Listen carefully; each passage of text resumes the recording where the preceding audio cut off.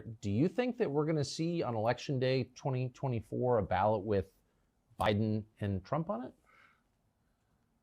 I've been saying I think they may assassinate him or claim they had a heart attack. But I was thinking about each one individually. But I think when you said that a month ago, it was prescient that's the next move. If I get in their mind and I'm evil, I'm Machiavelli, that is what they have to do. But the election just forces the point. I mean, I guess I actually don't think that their preference is overt violence or anything that people notice. I mean, they much rather resort to stealth, right? Covert rather than overt. But I just think, there's an election on the books and like something's going to happen. Well, that's what you're saying. All their tactics of covert aren't working. So as we saw with JFK in 1963 in Dallas, they will go overt. And so we have governors declaring emergencies to take the guns.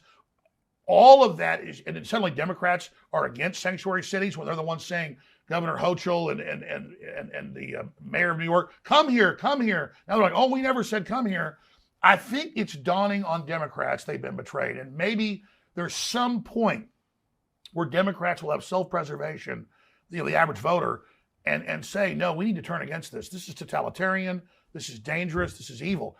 But if that isn't the case, but here's the problem. Even if Democrats wake up, the system will know that from their internal polls.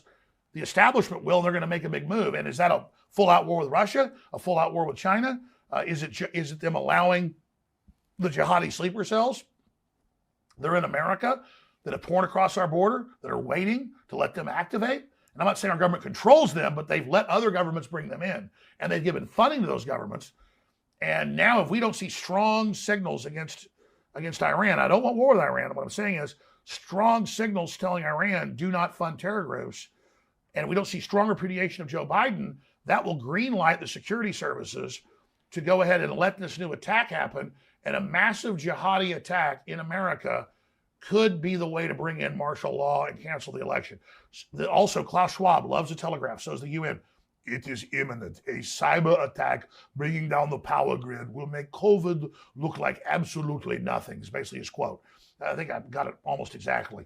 And so will they cut the power before the election? I mean, the sky is the limit. The sky is the limit. So people need to be vigilant and understand that we want to let the system know we're aware.